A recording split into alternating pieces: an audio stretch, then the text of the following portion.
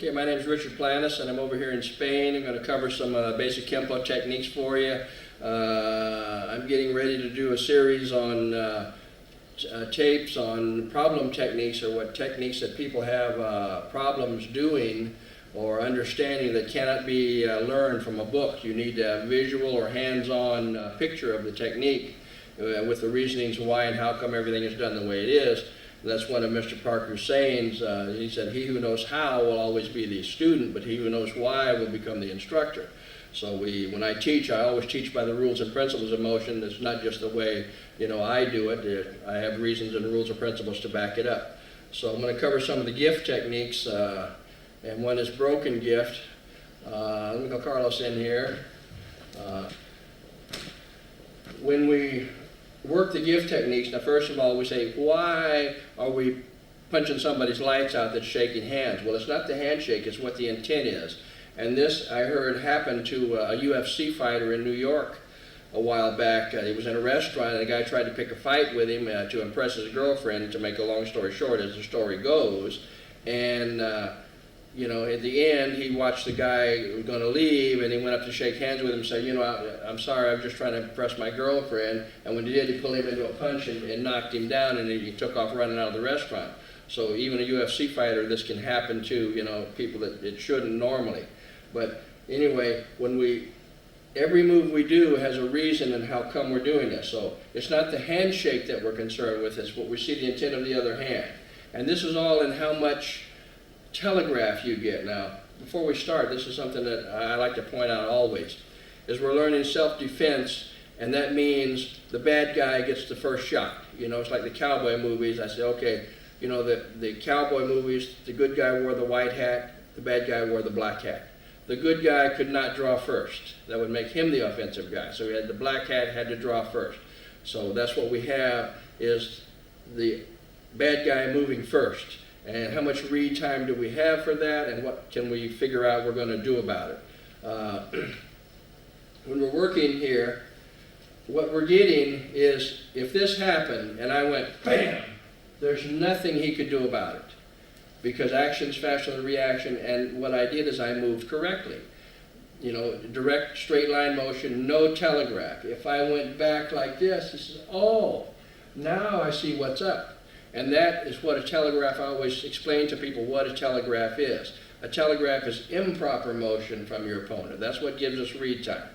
And I always make sure people understand that. It's the improper motion. So working here, let's come from this side. If we go to different scenarios of why we grab the way we do, when we grab up, let's go back to this side for a second. We have our thumb in the back of the hand. So some people try to do this technique incorrectly and put the thumb over the top. Now this is fine, but it's a different technique, and it doesn't allow you the margin for error that we have in the Kempo system. Margin for error is positions and moves that we do to cover the what ifs. What if this happens? What if that happens? So we put the thumbs together in the back of the hand. So we say I can grab underneath with the thumbs in the back of the hand, or I can grab over the top with the thumbs in the back of the hand. So either way, I want thumbs in the back of the hand. And this relates to a wrist lock that we use in a lot of different techniques. That's one of the things. The original name of the system was Kenpo Jiu-Jitsu. The Kenpo is the karate part. The Jiu-Jitsu is the hands-on, or what we call contact manipulation. We have much more contact manipulation than we have the free techniques, so the striking and kicking our opponent into position. We contact manipulation and maneuver them into position. So let's go back to this side now. So when we have the read, when we put the hands on top, this gives us our wrist lock that we're after. If this punch was coming in, I'd say, whoa, I have a chance to check this, but I have a wrist lock. Here's a contact manipulation that I can turn into different things that we want to do to control our opponent. If you had grabbed underneath, you couldn't do anything like that. You'd have to make a hand change. So here, and there's 7 things we do to a technique, and we consider in Kempo the 2 ways you get hit in any confrontation, intentionally and unintentionally. So if this was happening and the guy was coming in with a punch again, if I did this, I could get headbutted real easily, and just for him coming in and catch me with a headbutt. See, it's because we're inside the center line. I have this hand in control, I have this hand checked, but his head is right here. And we kept moving, and a lot of people in England, I'm told, But a lot of guys over there, that's one of the main things they like to do is headbutt in fights. So I'm wide open to a headbutt, and if I don't take that in consideration, I'm leaving a part of Kempo out. So to work the technique the way I would do this, if that punch was coming in, I would headbutt myself and maybe add the knee too, because that's in center line as I made the block to go into the technique that I worked before. But I don't want to leave this hand as a loaded weapon because I'm still in the center line. That's what we call an inside technique, is between the arm. That is well in range and then hit me with again or whatever. So I would want to control that. So let's go back to this side. So as this was happening, if I was going, I would do this and add my head, but control the arm. And then I have my takedown. So slide down. And I have my arm break and possible then into whatever manipulation that I would want to do to take these things in consideration. Other things like this about Kempo to be different than a normal technique like a hand position. A lot of systems reach up for the same thing. Thumb in the back of the hand, pull the hand off the second move. Third move, my hand comes in, and they gave him 3 beats to clock move with that hand. So there's a lot of lag time or dead time in here. So the way we would change this is, okay, we know this isn't our concern, that's our concern. So I move away from that hand, I catch this hit, zone that, turn this over, then I go into my lock, and I add the safety position and fill these missing beats that we have. So this is just things that we think about in our system. So this is the why we grabbed the way we did. Okay. Now let's go back to, let's stay this side. The grab, when we step in, I can step inside, I can step outside, or I can step what we call on the line of entry. This allows us margin for error and things we want to do with our feet. There's times when we want to be outside, there's times when we want to be inside, and there's times we want to be on. And this is a time when we want to be on. Because a lot of systems do this, some of the Filipino systems that I've trained in. This keeps our man in place. A simple thing to do if you move in is the guy backs up, just back up, just shuffle back a little or whatever, and you lost the technique. You can't do it. So when we move, we step on the foot and say, hey, he's not going to be able to step back to kill the technique, so this is going to keep him in place. So this is, again, this is what we call on the line of entry. So when we step in, we're going on, and I want to push my hands down. Another common mistake on this technique is raise both hands up. There's really nothing going on. Nothing going on. Okay? People think there is, but it's not. This is basically like long kimono. I'm going to weld the hand in position and have my pressure come to the elbow. So it's like long kimono done in a different way. I rock my elbow up and my hand down. The teeter-totter effect. And that gives us the snap in the elbow. So this, again, if he was going to punch, it cancels that hand and throws that hand back out of play, and I cancel his width zone now, and this is the outside rule because now I'm outside the arm. From here, I want to go back to the inside, as written in this variation. This is the base move technique. So I'm going to start my crank, I'm going to crank him down. So I take the right hand, you see this, the right hand as far as I can get it. See, turn basically from palm up to palm down is what this is going to happen. Then my other hand will take over and continue the motion, so you see, to go back to palm up, and this starts the pressure to get him to start going down. Now it's not done in the position of the timing I just showed, it's done in conjunction with your other motion. So when we get here, this is all happening as you start this move.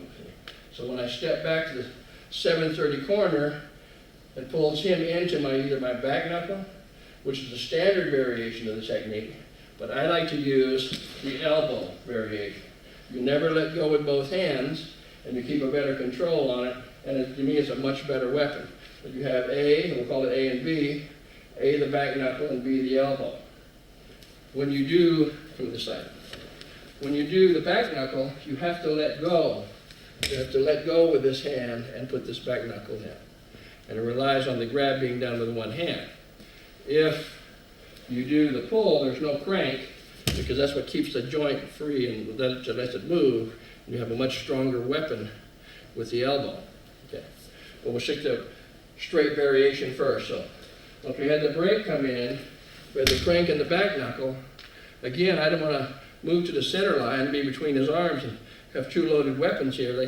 He goes right into a bear hug right now on me if I didn't get him, and I'm back into having a problem again, which I don't want to have. So when I do this back knuckle, you get rid of the arm out of the zone as you shift and you hit the eardrum. And what I did here is walked in the center line. This is a principle in Kempo called seek the center line. This is where the targets are. You know, groin, the head, everything is in center line, and what I didn't have from this angle. Plus, when I move to center line, you notice that it walks the hand in and gives me backup mass in the strike. Okay, so that's another one of our power principles, backup mass. So from this move, this happens, and now the elbow comes in. Let's go to a little angle here. And this is a glancing wing shot. Comes down the maxillary hinge and comes off the point of the jaw. And it's done with backup mass, where we drive through the person. A lot of people shift in reverse here. And I've had this happen to me. When I see people do that, I say, oh, don't do that, don't do that. I can speak from experience. I did that move. Do this with me, please. Know the technique? Okay, he's doing the technique. And right from here reverses. And I just, boom, just dropped. But it dropped here on my ankle and broke the top of the tarsals, or carpals, tarsals, metacarpals, hands and feet. Broke these for me, and I said, oh, I was hobbling around for a while, so I say, that's why we say we've changed a lot of moves over time to cure problems like this. So we say, if we stay there and walk away from him, we don't want to do that because things can happen, so we drive them away from us. So again, when I teach the technique, I get to the last position, I say, okay, now just pretend this is what you're doing. See, where we're just shuffling in, using your backup mass, and you're moving the person away from you. But you happen to be hitting with this elbow as you do it. So you drive them away, and they don't stay here and maybe drop on your foot. So we'll put the whole thing together slowly. We'll go in with the break. We get the wind and the pull, the back knuckle, clear the arm hit, and put the shuffle through. And this is a technique called broken gift, as written by our original manual. So that should clear up a lot of the things about that technique. Okay, now what I'd like to do is cover some other variations on this technique. When we wrote the training manuals, I say back in the 60s, before the written manuals, there was many variations of techniques. You had some of the systems had the snake and the elephant, A, B, C, D, E, or even up to G. But there was nothing written down. When we wrote the manuals, most people, we tell them, you see how thick the book is now with just one variation of each technique. So if we wrote all the variations, we'd have a set of encyclopedias, we say, for each belt course, and we weren't going to write that much. We got, say, writer's cramp from what we did.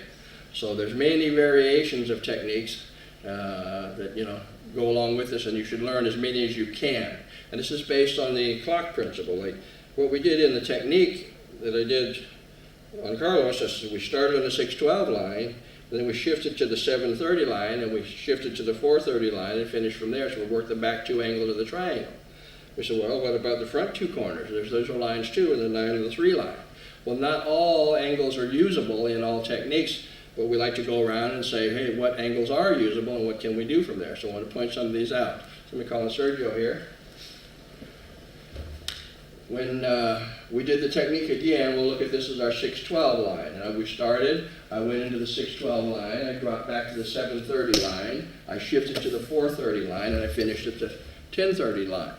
And we said, okay, what else can we do? Well, let's come to this. Yeah, this side's fine. We have our 1030 corner, our 130 corner. This corner is usable, but it's a little bit difficult, and we got to get out of what we call stone statue syndrome to do that. So I'm going to skip that one right now. But when we go in, we have the same start. So okay, from here, instead of stepping back to 730, I'm going to step off and up to 1030. When I do, I'm going to crank this hand up and drop this elbow into his ribs.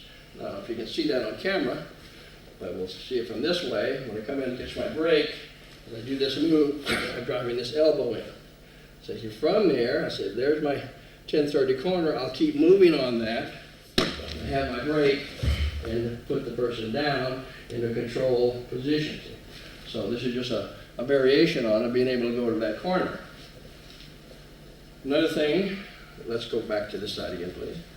So we had, in the first variation, we had the back two corners of moving to 7:30 and 4:30, and now I moved to 10:30, and I said, well, I can still come back to 4:30 to finish it a different way. So working the technique, I come in, touch my brake, I come in the elbow and say, hey, there might be something here, I just want to do something different. So I come back to 1:30 or 4:30, and the person goes down. Now this is being easy on and not doing a hard, heavy crank where you slam the guy down, twist the arm, and with your positioning in the knee, his head should bounce off your knee. It looked like an accident, but you know it's not. It's on purpose. It's like a good pool player knowing where his opponent, coming back, knowing where his opponent's going to fall or where the ball's going to go, and you're shooting for shape and say that's where it should be. Just like the crossing talons technique. When I step across and slam this guy down real hard, his head should come off your knee. So you slam him into the knee. You could even add it as he's coming down, but you want his head to hit your knee. So that's like an insert move that people don't see. So this is the same. Let's try this a little smoother here. Once you get into the brake position, you come off, you do the spring.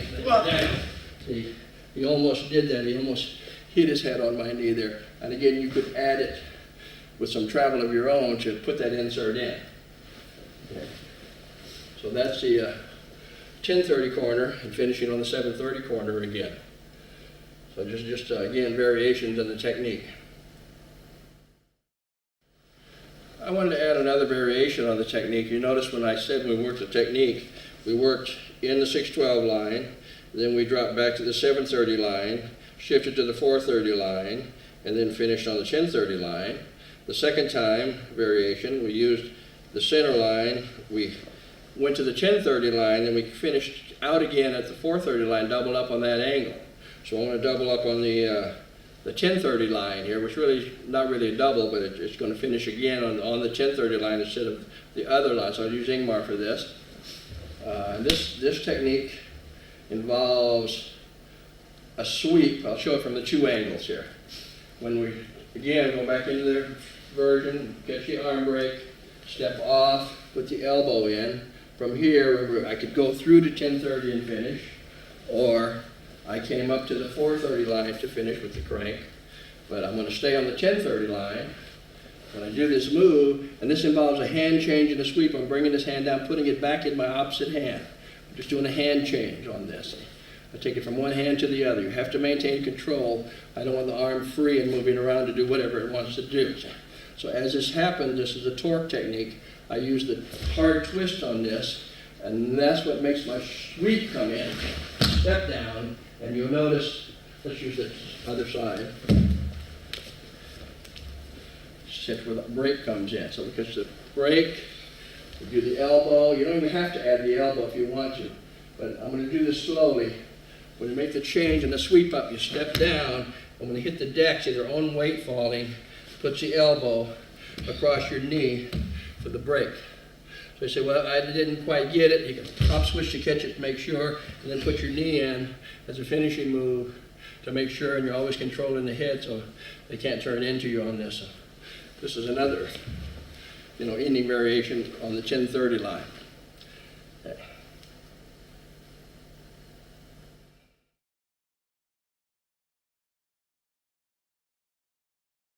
Okay, now I want to get into not a contact manipulation technique, but a striking technique. And again, this is where we bat or strike or hit our opponent into position and hope it works. Now, hope it works means everything's laid out in the ideal. It's supposed to happen this way, but I talk when I do a lot of my seminars and classes to, I say, how many people here are pool players? And everybody raises their hand, and most people do. I say, how many times have you been on the table and you have, it seems to be the perfect, easiest shot in the world. Oh, I can make it with my eyes shut. And you just lie, and everything looks good, and you shoot it, and it doesn't happen. You say, I can't believe it didn't happen. Everything was picture perfect. Well, that can happen because it can happen. That's Murphy's Law. Anything that can happen will happen. So this is what we're looking at when we bat or strike a opponent into position. He should go there based on rules and principles of motion, but it might not happen. So we're going to show things about that and things that rules and principles, how Kempo is based on rules and principles, and how we take different parts of that into consideration. So let me bring Carlos in again, and what I'm going to work on is flashing mace. Flashing mace, we say, breaks a rule that you have to break if you're going to study the rules and principles of motion. And when we do this, I show it different ways. Come on this side. The Kempo is based on the circle and the three things we do to a circle. We stay on the circle, reverse the circle, or cut the circle in half. So if you have a circle, you say, okay, this is the circle, and I start it, I can stay on it and complete it, or I can start the circle and I can reverse the circle. Or I can take the circle and cut it in half. You're like, look at this again, it's a pie. I can cut it in half many different ways and many different angles. So I'll use a hand here, it could be a foot, but to represent, I'm going to come in with a right uppercut, and I like to show this motion. So if I start this move, I say this is a circle, and I can stay on the circle, and this comes into a strike. So that's staying on the circle. Now he does the same thing again. I have to have my other hand here to get this out of the way, but then I'll reverse the circle and catch him this way. The other principle is, hey, I cut the circle in half. See? And this is what we do.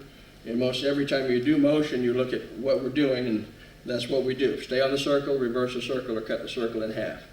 So to stay on the circle in different ways, if he comes in with this, I don't have to take my eyes off of him. But if I did a horizontal circle, I have to take my eyes off of him for a second. So we look at all these different lines, the diagonal lines, vertical lines, but the horizontal line is the one we're breaking here, where I have to take my eyes off to come on this side again. But we do things by insert moves to maybe give us this lag time for this to happen, and we add insert moves. I'm going to put the insert in here that I like to do. Come back on this side again. With this right punch, it's normal when this right punch comes in that we step off or up or back or whatever you do. People ask this all the time, do I step up or back on this technique? I said, yes. I don't know. How hard was he moving in? How much was he pressuring you? That's for you to read and you figure out. We say all techniques start from the first stance, not the transition how you get there. So if I step up with my left foot, I'm in left neutral bow. If I step back with my right foot, I'm in left neutral bow. So it doesn't matter, it's just how much is he pressuring you.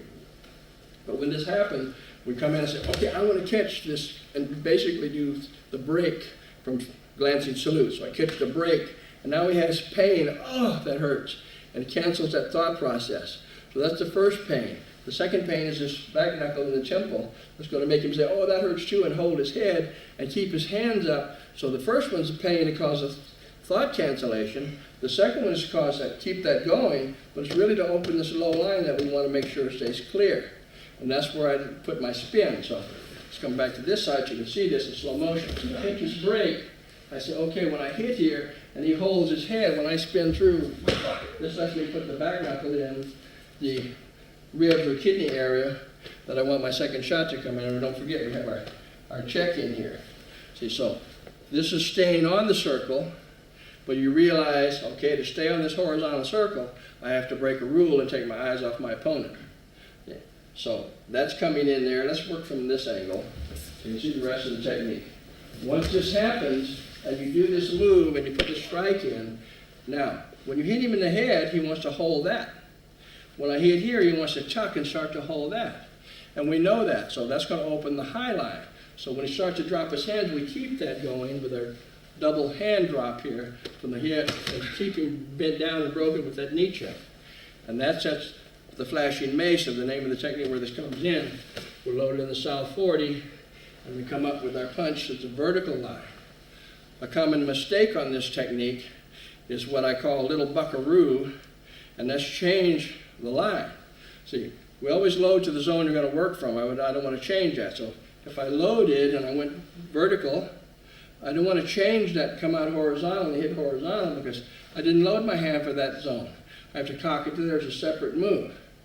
See, and we do that line on different techniques.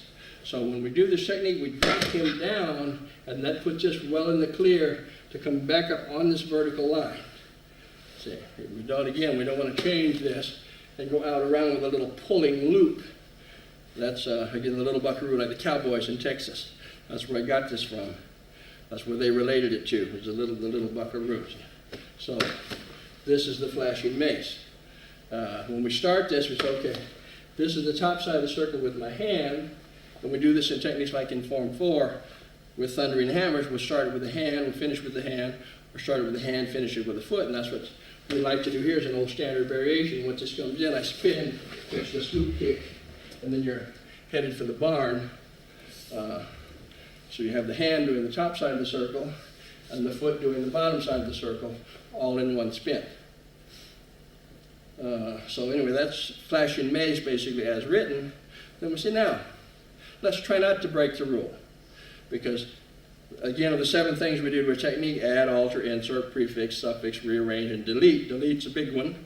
And alter, Mr. Parker used to say. Delete means leave things out. Don't take chances. And the shorter you keep a technique, the more chance it has to work anyway, and that's what we like to work on. So we just like to, the shortcut is with the up, down, I call it. So it comes in with a punch again. I catch one up, and I say down, and up, and he goes down. Up, down, up, and he's the one that goes down. And you don't take your eyes off the opponent, all you're doing is just reversing your hand. So you just half a circle each time. I don't add the back side of the circle. I'd say, okay, front side, and just stay on the front side. And that's on the vertical line here. Okay. So again, slow motion, okay. We go up, down, up, and he goes down. If you wanted to, because it's wide open, we have this move as he goes down. Let me add my kick, because that's an insert or added to the motion. So that's what's called a shortcut normally on a technique. Leave out moves that you don't really need to do, and it has a much better chance of working in the shortcuts. Okay, and I want to stay with that same theme of talking about how the 3 things we do to a circle.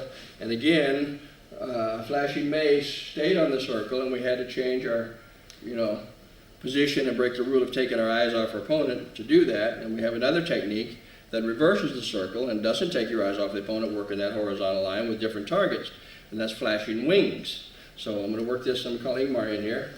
I'm going to work this from the front here. So, well, you can use this angle here. When he comes in with the punch, I loaded my hand high to hit a high target. Well, now I can do the same thing, but I drop my hand low, or chamber low, because I'm going to hit a low target with the elbow. Now I drop this hand out of the way so you can watch what's going on. It wouldn't do that. I know that's a loaded elbow. I'll keep my check in there, but we're just looking at the strike goes through here. So this elbow passes through the same way that this hand passed through. Now we talk about our ranges, just to explain this a little better. We make sure that our students understand there are 3 ranges. Okay, the 3 ranges are long range, is effective kick range, extension of the leg effectively, and then the hand, full extension of the hand effectively, like here, won't do anything. It has to have focus and penetration. So you have to be a lot closer. And your close range weapons are your knees and your elbows, and we have to be in close to use these. So that's what we're working now. He's coming in with this mid-range weapon, the hand, so we have to shuffle this elbow through. And now a common mistake that people do in the technique is they stay in front, meaning they keep their body in front of the opponent and don't really get in position to use their hands because they're behind. You have to work in front of yourself. So I always talk about there's 3 positions here. In front, then you get behind for your margin for error position, and then you get back in front. Now let me show that from the side here. We have a technique. First of all, to show you what we call a backbreaker. Opponent comes from the side with the right punch. We'll do our parry off, and we slip an eye poke in as we move behind the person to get in position to work the technique to slam him down on our knee. So we have to be queued up or dead square behind him to have this happen.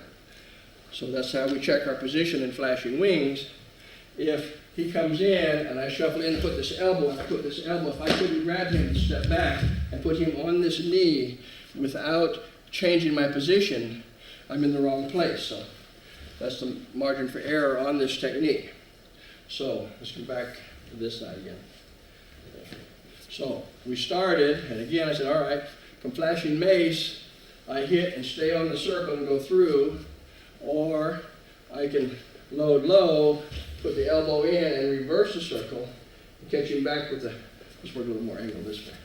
Catch him with an angle of the elbow under the scapula. And this is the same as leaping crane. In the crane, for those that know, when he comes in And a little more angle over here, please.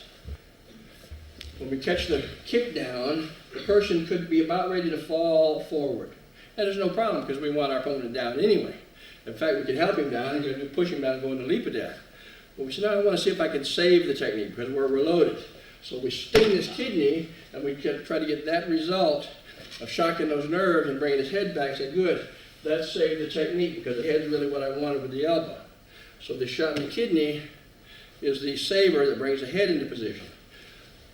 So that's at the lowest line, that's him on his knees, and now we work the same thing. Come from this angle, please. When we shoot, if you ever had a shiatsu massage, you know, when they put the elbows in the kidneys or the nerves under the scapula, you get the same effect. If you have somebody putting that in there and digging in like they do, it hurts. Well, it's the same idea. We come through this elbow, okay, this shot makes the head come back and give us a cleaner shot with that chop. That's what it's for. It's exactly the same as the crane. But this, the travel on it, is short, and we are buffed a little by the shoulder no matter how you look at it, so you don't rely on it. And then the left hand we consider minor anyway. We don't rely on that. So what I say here, and I teach it, I make people understand, we have two basically minors. The first elbow is a major, then we got another minor to set up the major, but the travel to the target says this might not be major, and we don't consider a left hand major anyway because again you have the possibility of being buffed by the shoulder, which will happen. So we come into the last shot, which will get the job done, and that's our chop to the throat.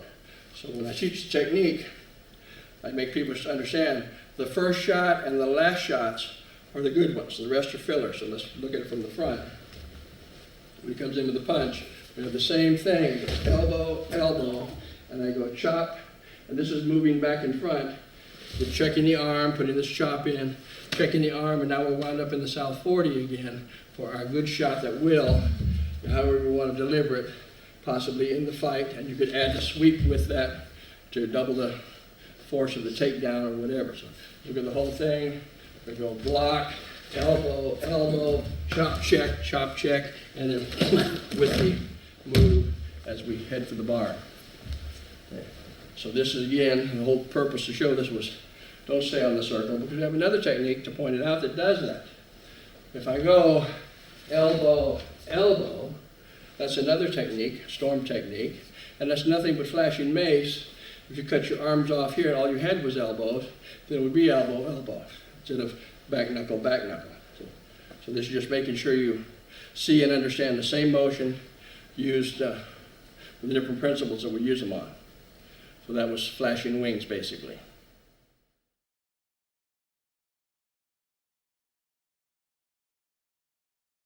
Okay, I want to go into a technique now that a lot of people have trouble with for different reasons. And always, when I teach a technique, I teach it two parts. I teach the technician's part and I teach the dummy's part. And I say, okay, show me the technique, now show me the dummy's part. If you dummy correctly, that says you understand the technique and you understand the methods of angles of execution and what's supposed to happen. Now, this we call a Braille technique. Braille, you know, is how blind people read. Let me call Carlos in here again. Now, when I do this, when I teach a student, I say, okay, I'm going to go behind you, and I'm going to grab you different ways, and you tell me the difference. I say, I'll grab like this, or like this, and then I'll say, I'll grab like this. So what is the difference? More fulcrum? Well, how come? The fulcrum, yes. Yes. Because you feel here, the first time you only felt my hands. Yes. So you know that my arms are extended. But if you feel my forearms with my hands, you know the person is close because you have to have a bent arm to do that. Okay. So you know where they are. So we have techniques for at range or extension, and we have techniques that are done close. See, and that's what we have here. And I always ask people, I say, how many people have done circling wing and wound up hitting the guy in the leg with a hammer fist? And I say, well, there's a reason for that. I want you to do circling wing, see what happens here, nice and normal and slow. Go ahead. Keep moving, and this is what I mean. You don't have a clean line of entry. He says, boy, I wish the guy was here where I'd have a clean line of entry. Well, there's two reasons this didn't happen. First of all, I let go, and I relate grabs to the rodeo.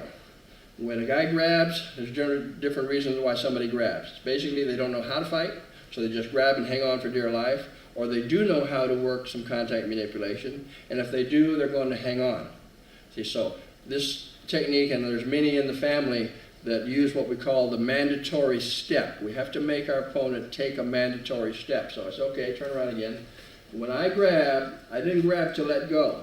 So the first thing I do when I teach the technique, I say, don't move your feet at all.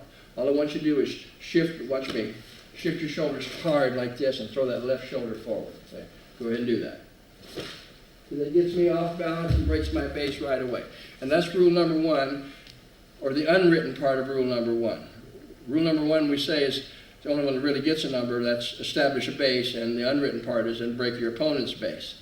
So this is what he has to be doing. So when he makes that shift and steps in the 730 corner, that makes me take this step. And now whatever he does, he will have a good, go ahead finish, clean line of entry, no reach problem to the groin, because I took that mandatory step. See, we have this in many techniques, cross twigs, squeezing the peach, there's lots of them that makes the opponent take that step to open the center line. See? So that's what we have here, and this is called an outside to inside technique. We started inside. Inside is between the arms. Whether he grabs you this way, you're between, or whether he grabs you this way, you're between. So in his move, when he does the move, go ahead and do it again. Now he's outside. Notice my arms are over here, and he's outside. But when he does, he came back inside. And that's for you to decide if you want to do that or not. And if he's hurt, naturally you can do it. But it's still iffy and chancy. You get covered in this hand, but this hand comes in from the blind side, and you could wind up in trouble. So I like to stay outside, and especially when you get into weapons, you always want to stay outside. You're safer outside than you are inside. So when I work the technique, I work it different ways, but let me work the technique straight first of all. Come right behind me. You're grabbing me now. Okay, when he grabs to hang on, and I shift the shoulders and get him off balance as I take the step. Now another common thing, while I'm thinking of it, is an improper position with the right hand. Many people have done this and missed the arm. And then you have what-if variations. There's no problem when you work these. You have these shots that come in to keep these lines covered, but you have to learn them and be able to do it instantly. So Mr. Parker had a principle. He says, in the States we had the Excedrin headache commercials. And he said, I got Excedrin headache number 57. And he put his arm over his head, and he said, basically what you're seeing is the right hand go over the top of your head and touch your left ear. He'd always make us do that, touch your left ear. So when he grabs, if I touch my left ear, this hand will always come over the top, and put in a couple of insert moves maybe for you, the elbow and the back knuckle, as we're going to make our trap and grab of the arm.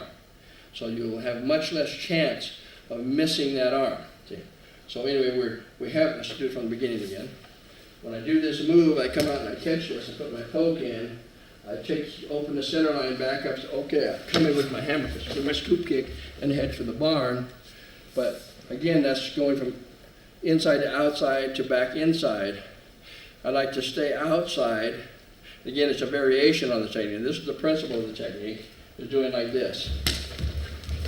This is the principle.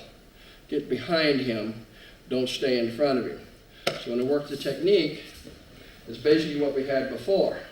When I get in here, it says, okay, putting this knee in as I step behind, forcing down, and we have the arm break again, and the control fall, and it's very short and sweet, and you stay outside where it's safe. So these are things, again, that we used to teach consistently, and many, many variations of a technique, instead of just the one that's in the book, which happens to be the one from the form.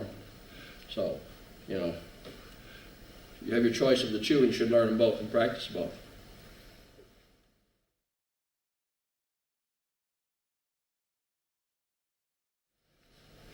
Okay, I want to go into another technique now that gets into weapons. Explain something about the system again. When we do our forms, which is the library of the system, everything's laid out in the order of danger. The ones and the twos are what we call your basics and exercise forms that teach you the rules and principles of motion, about reverses and opposites. And then 3 up starts your technique forms. So the technique forms are laid out in the order of danger. You say, what is your common everyday self-defense that's non-life-threatening, situations? I say, okay, well, it's grabs, kicks, and punches. I say, that's right. And of the grabs, kicks, and punches, what is the least dangerous? And everybody generally says grabs. I say, yes. Okay, why? Well, there's no live weapon. It's a static weapon. The guy's just grabbing, You know, it's not a fist coming fast and furious at you to take your teeth out or whatever. So we don't have that, and we have plenty of lag time and a read time to figure out what we're going to do about it. When you get into weapons, like Form 6 is last, we say it's a defense against a gun, knife, and club, because it's last, because you have to be very good to take on a weapon. And again, it's your choice to whether you want to try it or not. I've had students of mine use it, the weapons techniques, and come out very well. I've had other students use it and lose eardrums, get, you know, gunshot blow off the eardrum out. They still came out all right, but that happened. I haven't nobody that's been killed or hurt real bad that I can think of, but I've had a lot of them tell me that, boy, they realized that maybe they shouldn't have tried what they did. I said, well, it's a personal thing. That's what's called self-defense, what you yourself can do and what you decide to do at the time. We had that old joke about give all your students a dime and say, call me if you get in trouble. You know that can't happen. You know, I'm not going to be around in time, and neither is a cop. You're going to have to do it by yourself. So we talk about rules and principles of motion, working with the gun, and things you have to take in consideration. And so we call Sergio in here, and we talk about a normal gun technique with a gun in the back. So let me get my trusty 12th degree black belt maker here. A little SIG 220, whatever it is. So I said, okay, you turn around. The guy comes up, and it's a common, let me explain this first of all. A lot of things got written down in the manual from the form transition, but the way it's written down in the manual is not even really the correct form transition. It's worse than the form transition. We also say in the forms, you know, we don't only teach you what to do, we teach you what not to do. People say that Kempo forms represent a fight, and I said, no, there's plenty of things in there that can't be a fight, because a lot of techniques cannot be done the way they're done in the form if you think about them. So that just nullifies that. But rule number one is, say, rule number one in most systems, that's establish a base. And we have a rule in Kempo that would say, you never get in your own way, you never go around yourself. So if you hold this position and you do a rotating twist like you see a lot of people do, a little side pressure here, and there's nothing he can do but move away. He doesn't have a base. And now if he did that move, I'm going to do that again, and say he got away with that, he's got to come around himself. And you have a lot of backup mass going there. Very short and travel, and very short and backup mass. And not really tight on the arm because you stayed so close. Okay, so we say, okay, we want to fix that. So again, this is sort of like the form transition. So the way the technique is taught, or the way it really is the person comes up and sticks a gun in your back. Okay, now first of all, I want to point out something else that Mr. Parker used to do all the time. Let me use you again, please. You're standing here, you're facing that way, and the guy comes up, sticks a gun in your back, and you move. Go ahead, move.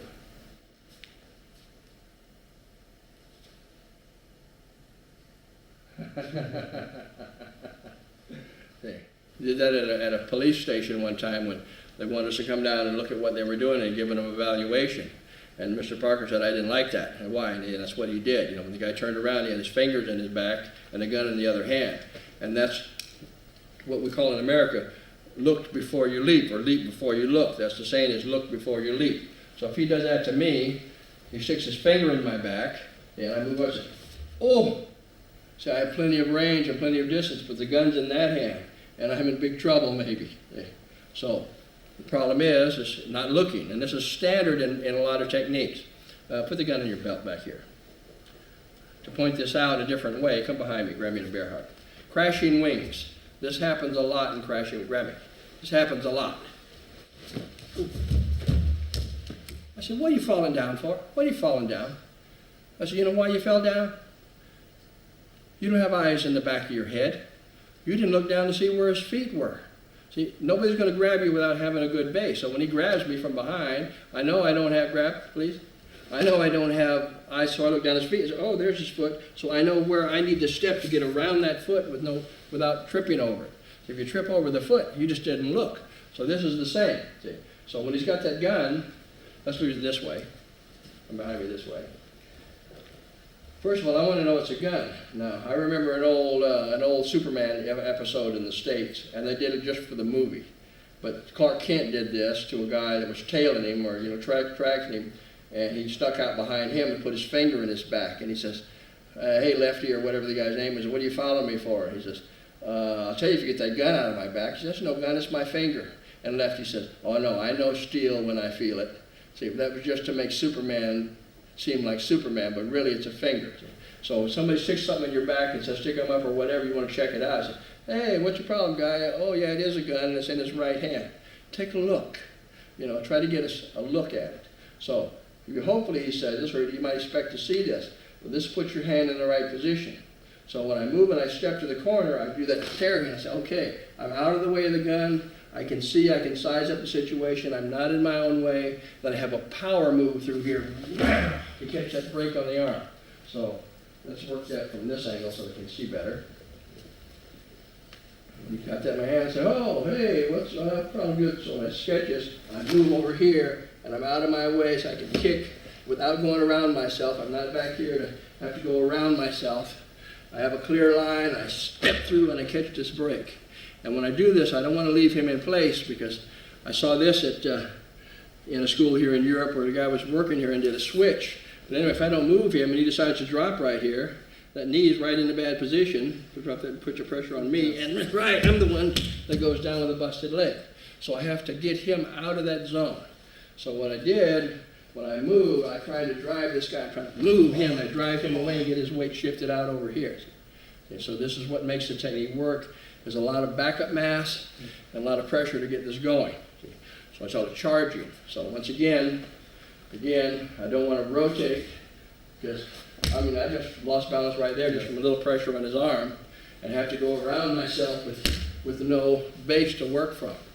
So if I step out here and I get a good base, I can work different variations on the technique because I have clearance to move, and give me my margin for error positions that we want to work. So again, back to the base move. When I step off, I catch my brake, catch my hammer, get on the gun, then I say my step through the gun, and then whatever you want to do, hit the barrel, take it into the frame, whatever you want to do is totally up to you. And you might get a gun out of the deal like one of my students in New Orleans got.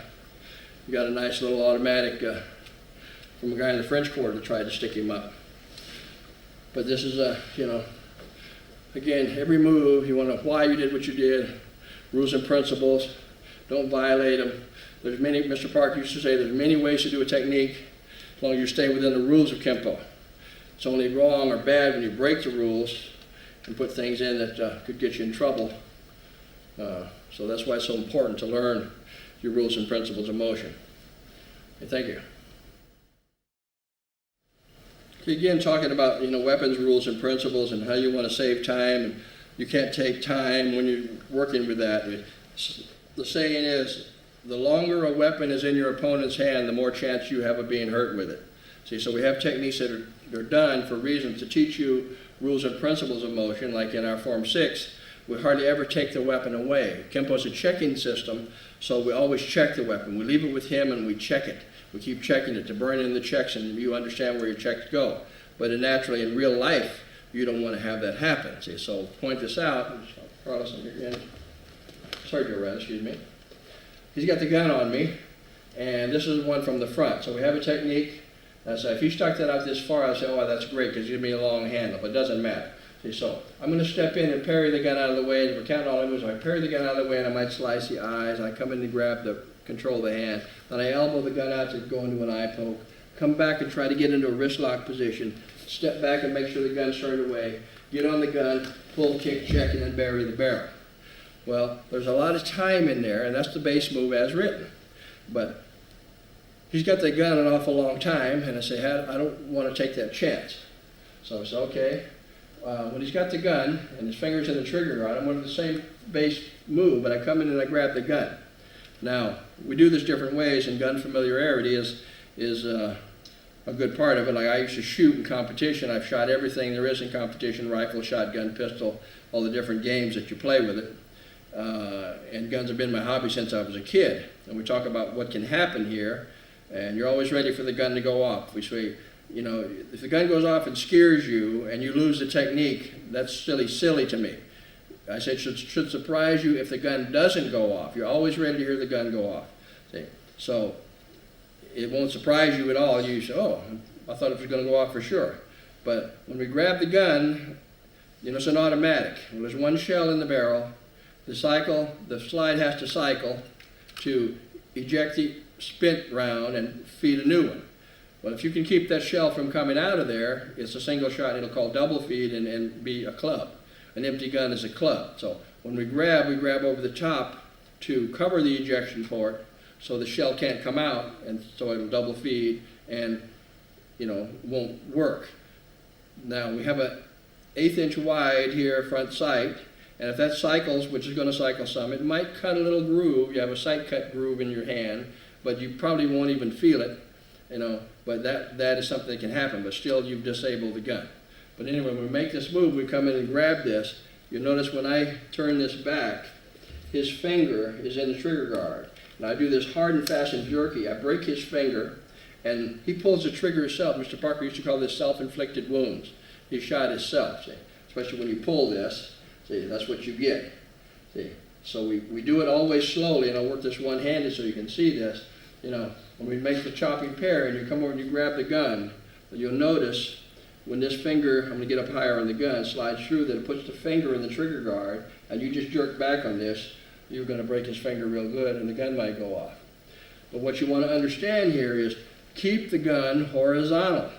That is what gets the finger in position for the break. A lot of people do this after you teach it to them, they turn the gun vertical. And when you turn it vertical, nothing happens. Till I get the gun past that, which you can't really do. See, so there's a big difference in turning vertical and have nothing happen compared to horizontal when it happens right now. Okay. So again, to see this, if I turn this vertical, and again he decides to use the other hand, okay, he can and won't even think about it because he feels no pain from this at all. Okay. And that's why, again, we don't want to turn this vertical. Plus, we're going to maybe pass in front of the barrel and get shot anyway. So we keep this horizontal. You get that bind and the break on the finger right away. Okay. So to work it, let's come to the front. We work all the same basic motion. You've got this image all good, even the word belong. So I come and take this move, I get the pull out and the check, and I rip this back, make my kick, and then bury that barrel again. Okay. Sticking this hand in is your choice of whether you want to check or not. I always don't like to do it until the gun is away, because if you did this and you went and it went off right here, you could shoot yourself in the hand. And that happened to a friend of mine in our old shooting club. When I started combat shooting, I used to wear cross draw.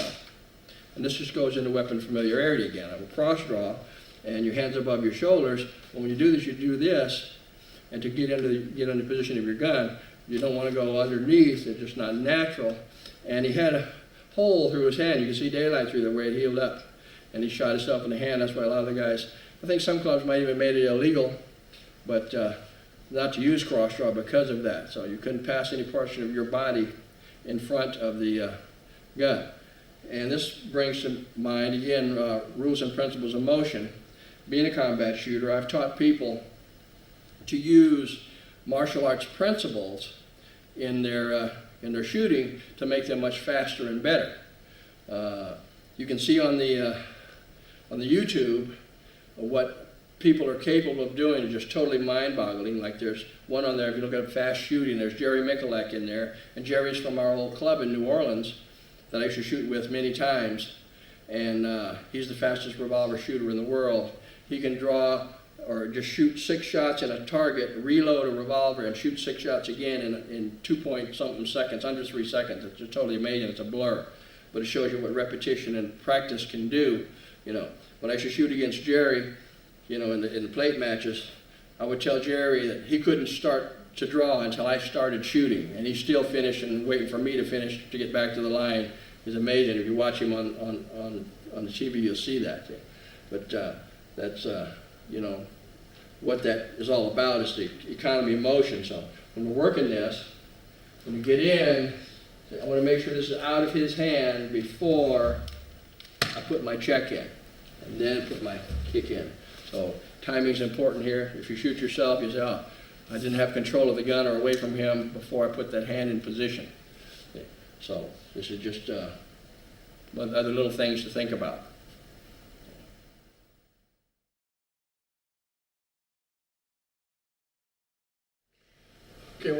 here some principles I see violated a lot, or people don't think about with the two-man techniques.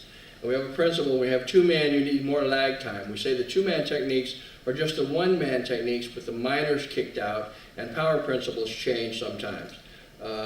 Bring a couple of guys in here to talk about this. So a technique like ramming the eagle, it's very common to see this. Let me put Carlos in the middle here. We're going to work what I see a lot of people do with the ramming the eagle. We'll do it first and then I'll talk about it. So, okay, there's a guy behind is grabbing, a guy coming in the front with the right punch. So he comes in with a punch.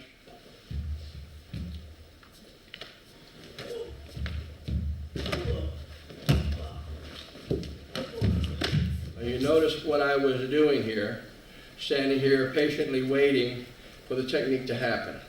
So, you'll never see that in a movie. You'll never see that in a movie. There's action going all the time. Action, you know, and then the longer the fight scene, you'll see more screw-ups. Like I noticed in one of some famous, you know, martial arts movies, or people, that if you look in the long fight scenes, you'll see a lot of dead time or things that, oh, they're there waiting for the guy an hour ahead of time. So we change our power principles in the move. Now, to point this out, with one man, I might not want to move the person, but with two men, I will, and that's what we did in flashing mace earlier. So let me work this from the best angle. You come from here. Just flashing mace. No. He's coming in. So I work flashing mace. I say, okay, when I do this move, I don't want him to move. I want him to stay right here. So I hit and I drop him down because he's going to be here to hit. And then I can do what I want to do, make my spin kick, whatever, because he is there. But if I have two men, I can't afford that. So I need working time. If you notice when I did the technique, let's do the technique again. Same exact way you did it before. So I come in with the punch, and he does nothing really to move, so I'm standing here patiently waiting, and his last move is set up here because I am right here and I did not move. And the kick fits, and the kick fits. Okay. But that is highly unrealistic. If he did that same thing again, do it again. Wait with me. Okay, that's okay. Didn't do a whole lot. Maybe didn't do much here. Didn't do much there. And here I am taking him out because I'm right there. Okay. So this is what you want to think about. See, so we change our power principle. Let's work this a long way. You can a little bit of angle this way. Here. When he comes in with his punch and I drop back to kick my break and I knock him out of the seating, when I come through, this is a horizontal line of force. This is horizontal. I pop this move in the flashing mace because I want him to stay here and drop him down. But now I have two guys, I have him to think about. So this horizontal line, I keep it moving with 3 lines of force to move him. This is a horizontal line, this is a horizontal line, and this is a horizontal line. So I go 1, 2, 3, and I move him out of the picture. I get him away to give me lag time to do the technique. Then when he comes in, I make the technique, but now the other end's coming in already, and oh, when it does, he walks into the shot, and there's no person standing around waiting their turn. I tell people this is what I look for and how the techniques were laid out in the first place when I judge a self-defense routine at a tournament. I look for people standing around waiting their turn. You know, this is something that's been joked about on the internet. Like I've learned something about kung fu movies that the next man can't attack until the first guy's down. So, you know, things like that, yeah, you really see that a lot. See that in, you know, the Bruce Lee movies, everything. If 2 or 3 guys all jumped on Bruce at the same time, there wouldn't be not a whole lot they could do about it. See? So we learn how to give yourself time, get them out of the way. Give yourself time. That's why in our 2-man techniques, every man attacks you twice, sometimes 3 times. You get him out of the picture, then he comes back in. But he has to regain that time, and how much distance is how far you send him away, and you regulate that force. Hopefully he's gone out of the picture, but if he's not, you have lag time. He won't be very close to take one little short step and then paste you or whatever. So just things to think about for your 2-man techniques. Thank you.